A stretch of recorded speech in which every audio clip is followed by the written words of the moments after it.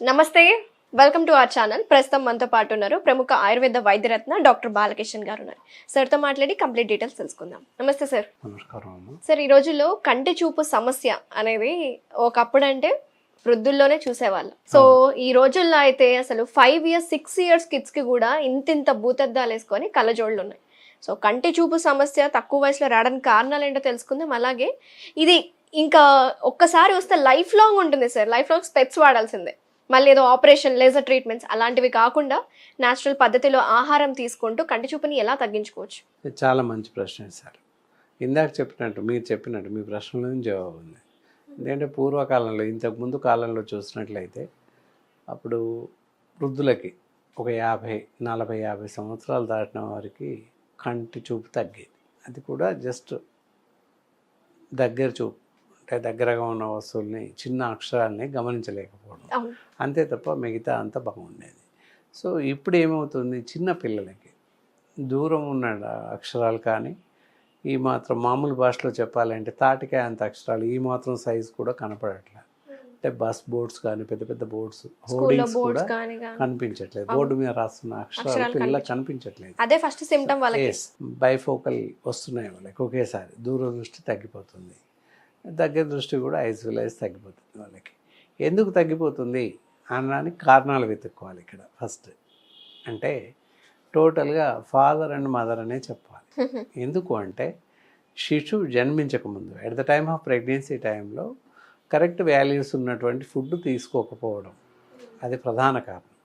అలాగే శిశువు జన్మించిన తర్వాత సరైన పోషక విలువలు ఉన్నటువంటి ఆహారం మదర్ తీసుకోకపోవడం, ఐజ్ చైల్డ్కి ఇవ్వకపోవడం. మరీ ముఖ్యంగా చిన్నపిల్లలు శిశువు జన్మించిన వెంటనే, పూర్వకాలంలో అయితే శిశువు జన్మించిన మరుక్షణం నుండి పర్ డే 10 to 15 times తలకి ఆయిల్ పెట్టేవారు.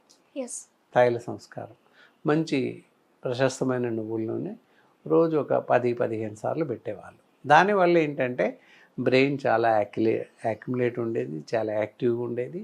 అలాగే తలలో ఉన్నటువంటి అన్ని భాగాలు, ఇతర బ్రెయిన్లో ఉన్నటువంటి అన్ని విభాగాలు చాలా బాగా పనిచేసేవి. సో కన్ను కూడా దృశ్య శ్రవణ నాడి అంటారు, అది మెదడు కనెక్ట్ అయి ఉంటుంది. సో దట్ అందువల్ల ఏంటంటే ఐ కాంటాక్ట్ కూడా బ్రెయిన్లోనే ఉంది. కాబట్టి తలకి నూనె పెడుతూ వెళ్ళినట్లయితే కంటి చూపు తగ్గకుండా ఉంటుంది అని అర్థం ఇక్కడ. ఇప్పుడు ఏం చేస్తున్నారు, ఈ రోజుల్లో తలకి నూనె పెట్టడం లేదు.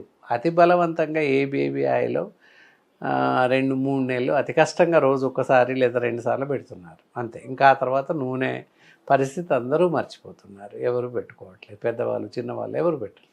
నూనె అంటే అప్పుడు నూనెనా ఎప్పుడు పెట్టి ఎంతసేపు ఉంచమంటారు అని అడుగుతున్నారు ఆశ్చర్యంగా. అలా కాదు, పోషక విలువలన్నీ నశించిపోతున్నాయి, తలకు బ్రెయిన్కి సరైనటువంటి పోషణ లేదు, అందువల్ల చూపు తగ్గిపోతుంది. ప్రధాన కారణం అది. తర్వాత ఇంకొక కారణం, ఈ రోజుల్లో శిశువు జన్మించగానే పిల్లలు కనుక ఏడుస్తారు. ఎప్పుడైనా ఏడుస్తారు. ఏడిస్తే పూర్వకాలంలో ఏ గిలకాయ ఏదో కాస్త సౌండ్ చేస్తే ఆగిపోయేవాళ్ళు పిల్లలు. ఇప్పుడు ఏం చేస్తున్నారు, గిలకాయలు కొనుక్కొచ్చడం లేదా ఆఫ్ చేయడం కష్టం, మళ్ళీ ఊపాలు ఒకలం కూర్చొని పని ఉంటుంది అనే ఉద్దేశంతో as there you are answer మీరు చెప్పారు. ఇప్పుడు బాగా నచ్చింది నాకు. ఫోన్ ఆన్ చేసి పిల్లలు తల పక్కన పెట్టేస్తున్నారు. ఇట్లనే కూర్చొని చూసుకోవడం, తల పక్కన పెట్టడం అంతే. నెలల పిల్లోడు రోజుల పిల్లోడికి ఇంకెక్కడదండి, వాళ్ళు కదలరుగా, తల పక్కకు పెట్టేయడం అంతే. ఆ సప్పుడు ఏ సౌండ్ వచ్చినా పిల్లలు ఏడుపు ఆపేస్తారు కనుక ఫోన్ పెట్టేస్తారు. అందుకే మా పిల్లోడు ఫోన్ పెట్టేస్తే తప్ప ఏడుపు ఆపడం లేదు అని చెప్తారు మనకి. అంటే కదలలేని పిల్లలకి, రోజుల పిల్లలకి ఫోన్ పెట్టాలి అని తెలుస్తుందా, వాళ్ళు అడుగుతారా? అసలు అడగరే. అంటే పేరెంట్స్దేగా తప్ప ఇక్కడ పేరెంటింగ్లోనే ఉంది. అందుకని పిల్లలకి చైల్డ్హుడ్లో ఫోన్స్ ఇవ్వకూడదు. చిన్నపిల్లలకి తల పక్కకు పెట్టడం, మరీ చిన్నపిల్లలు 2 సంవత్సరాలు కాగానే ఫోన్ ఆన్ చేసి అక్కడ పెట్టి వాడు చూస్తూ ఉంటే తినిపించడం, తిన్నని మారాన్ చేస్తే ఫోన్ చూపిస్తూ తినిపించడం. ఇంత పూర్వం అయితే కాస్త పిల్లోడిని ఎత్తుకుని బయట చెట్ల పైన, బయట రోడ్లు, ఇంటి బయట కూర్చొని చెట్లు చేమలు చూపిస్తూ, ఏ కోళ్ళు పక్షులు చూపిస్తూ తినిపించేవాళ్ళు. రాత్రిపూట చందమామ చూపిస్తూ, చుక్కలు చూపిస్తూ, బొమ్మలు చూపిస్తూ తినిపించారు. ఇప్పుడు అలాగా ఫోన్ చూపిస్తున్నాం, అది ఎస్ దేర్ యు ఆర్. దానివల్ల ఏంటంటే ఎఫెక్ట్ ఆన్ ద రేడియస్, దానిలో ఫోన్ ద్వారా వచ్చేటటువంటి రేడియేషన్ ఏదైతే ఉందో కంటి పైన, బ్రెయిన్ పైన పడుతుంది. మరీ చిన్న శిశువులకి బ్రెయిన్ చాలా సున్నితంగా ఉంటుంది. బ్రెయిన్లో ఉన్నటువంటి అన్ని రకాల నాడులు దెబ్బతినే అవకాశం ఉంది. రానున్న కాలంలో మెమరీ పవర్ తగ్గిపోతుంది, కంటి చూపు తగ్గిపోతుంది, అలాగే వినికిడి శక్తి తగ్గిపోతుంది. ఎన్నిటికీ నష్టం జరుగుతుంది. Very nice. సో ఈ ప్రాబ్లమ్స్ అన్నీ రాకుండా ఉండాలంటే ఫుడ్ ఇది కూడా పేరెంటింగ్ లోనే ఉంటుంది సార్. తల్లులు మంచి ఫుడ్ పెట్టాలి పిల్లలకి, వాళ్ళు మంచి ఆహారం తినాలి, పిల్లలకి మంచి ఆహారం. సో ఎదిగే పిల్లల గురించి మాట్లాడుకుంటే ఆల్రెడీ సైట్ ఉన్న వాళ్ళు చాలా మంది ఉన్నారు. ఒక 30 years ఏజ్ వాళ్ళకు కూడా సైట్ ఉంది. సో సైట్ కంట్రోల్ చేసుకోవాలి, లేకపోతే అదే విజన్ ని మెయింటైన్ చేసుకోవాలి, పెరగకుండా ఉండాలంటే ఎలాంటి ఫుడ్ ని ఎక్కువగా తీసుకోవాలి, ఎలాంటి ఫ్రూట్స్ కానీ వెజిటేబుల్స్ ఉన్నాయి? చాలా మంచి ప్రశ్న సార్. ఇక్కడ ఏంటంటే మంచి ఆహారం ఇవ్వాలి. అందరు మంచి ఆహారం అసలు ఏది మంచి ఆహారం, ఏది మంచి ఆహారం అనేది కావాలి ఇక్కడ క్వశ్చన్. దానికి కానీ ఏంటి అంటే పేరెంట్స్, మదర్స్ బ్రెస్ట్ ఫీడ్ ఇచ్చే వాళ్ళు ఎవరైతే ఉంటారో వాళ్ళు మంచి ఆహారం తీసుకోవాలి. ఎక్కువ కంటికి సంబంధించినటువంటి విటామిన్స్ ఎందులో వస్తాయి? లీవ్స్, అన్ని రకాల లీవ్స్ తీసుకోవాలి. కొత్తిమీర, మరీ ముఖ్యంగా కొత్తిమీర, పాలకూర, తోటకూర, ఇలా తర్వాత carrot, beetroot and as well as మిగతా అన్ని బీన్స్, అన్ని రకాల కూరలు తీసుకోవచ్చు. ఎక్కువ లీవ్స్ ఆకుకూరలలో ఎక్కువ ఉంటాయి. ఆకుకూరల్లో ఏ ఆకుకూర మంచిది అంటారు సార్? కంటికి అని ఆలోచించినట్లయితే కొత్తిమీర చాలా బాగా పనిచేస్తుంది. కొత్తిమీర కషాయం ఎక్స్ట్రాక్ట్ తీసుకొని రోజు ఒక 1/2 cup తీసుకుంటూ ఉన్నట్లయితే పెద్దవాళ్ళకి బాగా పనిచేస్తుంది. చిన్నపిల్లలకైతే అదే చొప్పున ఒక 1/2 స్పూను, 1/2 స్పూను ఆ విధంగా తాగిస్తే కంటి చూపు తగ్గదు, తగ్గిన వాళ్ళకి కంటి చూపు పెరుగుతూ ఉంటుంది. బెటర్ విజన్ డెవలప్ అవుతూ ఉంటుంది. అలా కొంతకాలం పాటు తీసుకున్నట్లయితే కంటి చూపు పెరిగిపోతుంది. కొంతకాలం అంటే ఎంత కాలం వరకు తీసుకో? 3-4 months, 5-6 months, there is no use. దానివల్ల ప్రాబ్లం ఏం లేదు కదా. ఆహారం ప్రత్యేకంగా తీసుకుంటున్నాం. పచ్చి కొత్తిమీర తీసుకొచ్చి రసం తీసేసి పెద్దవాళ్ళు అయితే 1/2 cup చొప్పున తీసుకోవాలి. 1/2 cup కొత్తిమీర రసం, ఒక 1 స్పూన్ తేనె కలిపి తీసుకుంటూ ఉండాలి. రోజు 2 సార్లు తీసుకుంటూ ఉంటే వాళ్ళకున్నటువంటి కంటి చూపు సమస్యల నుంచి బయటపడవచ్చు. ఈవెన్ కాట్రాక్ట్ వచ్చిన వాళ్ళకు కూడా తగ్గిపోతుంది. అండ్ యాజ్ వెల్ యాజ్ దృష్టి లోపం ఉన్న వాళ్ళకు కూడా తగ్గుతుంది. అలాగే చిన్న పిల్లలకు ఇదే డోస్లో, మరీ చిన్న పిల్లలు అయితే 1 స్పూన్, ఇంకా చిన్న పిల్లలు అయితే 1/2 స్పూన్, ఆ విధంగా వేసేది. Okay, very nice sir. జనరల్గా కంట్లో నుంచి నీళ్ళు కారుతూ ఉంటాయని చెప్తూ ఉంటారు కొంతమంది పెద్దవాళ్ళు. వాళ్ళకి ఆయుర్వేదంలో ఎలాంటి ట్రీట్మెంట్స్ మీ దగ్గర ఉన్నాయి? కంట్లో నుంచి రక్తం కారడం, ఇలాంటి నీళ్ళు కారడం, ఇలాంటి సమస్యలు ఉన్నవారు, కొన్నిసార్లు దెబ్బ తగిలి కంట్లో రక్తం పేరుకున్నట్టు అవ్వడం, ఇలాంటివి జరిగినప్పుడు ఏం చేయాలి?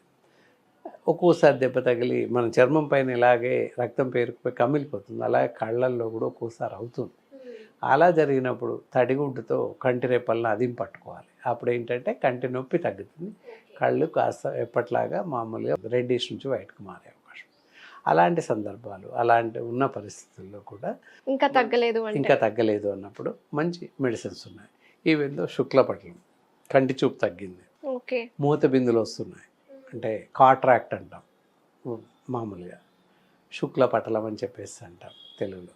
అలాగే పొరలు వచ్చినాయని చెప్పేసి అంటారు. ఇలాంటి అన్నింటికి కూడా ఆపరేషన్, శస్త్రచికిత్స అవసరం లేకుండా మందులతో తగ్గించుకునే అవకాశం ఉంది ఆయుర్వేదంలో. దానికి గాను ఇలా ఆప్తాల్ ఐ డ్రాప్స్ అని కనిపిస్తూ ఉంటాయి. ఈ ఆప్తాల్ ఐ డ్రాప్స్ ఉదయము సాయంత్రము 2 చుక్కలు చొప్పున కళ్ళలో వేసుకుంటున్నట్లయితే తప్పనిసరిగా ఈ కంటి చూపు సమస్య నుంచి బయటపడవచ్చు. కళ్ళలో నీళ్లు కారడం లేదా పొలుసులు కట్టడం, కళ్ళ మంటలు, అలాగే కాట్రాక్ట్ ఉన్న వాళ్ళకు కూడా తగ్గిపోతుంది. గ్లూకోమా ఉన్న వాళ్ళకి తగ్గుతుంది. రెటినాబ్లాస్మా, డయాబెటిక్ రెటినా ఉన్న వాళ్ళకి తగ్గుతుంది. అలాగే చూపు తగ్గిపోతుంది, పొరలు వచ్చాయి,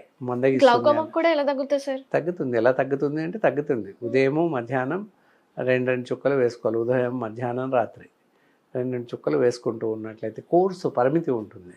గ్లూకోమా ఉన్న వాళ్ళకి 6 months వరకు వాడడం, అలాగే రెటినాప్లాస్మా ఉన్న వాళ్ళకి 3 months వాడడం. అలా డోస్ అడ్జస్ట్ చేస్తాం, నిర్ణయిస్తాం, దాన్ని బట్టి తగ్గిపోతుంది. Thank you so much doctor గారు, చాలా డీటెయిల్గా ఎక్స్ప్లెయిన్ చేశారు. ఈ రోజుల్లో కంటి చూపు సమస్య అతి చిన్న వయసులో రావడానికి కారణాలు ఏంటి, ఎలాంటి ఆహారం తీసుకోవాలి, ప్రత్యేకంగా మీరు చెప్పిన కొత్తిమీర రసం, అలాగే దాని డోస్ కూడా పెద్దవాళ్ళకి ఎంత తీసుకోవాలి, చిన్నపిల్లలకి ఎంత తీసుకోవాలి, అండ్ మన దగ్గర ఆయుర్వేదం ఉన్న ట్రీట్మెంట్ విధానం గురించి చాలా డీటెయిల్గా చెప్పినాను. Thank you so much. నమస్కారం. సుమన్ టీవీలో మీ పర్సనల్ అండ్ బిజినెస్ ప్రమోషన్స్ కోసం కింది నెంబర్కి కాంటాక్ట్ చేయండి.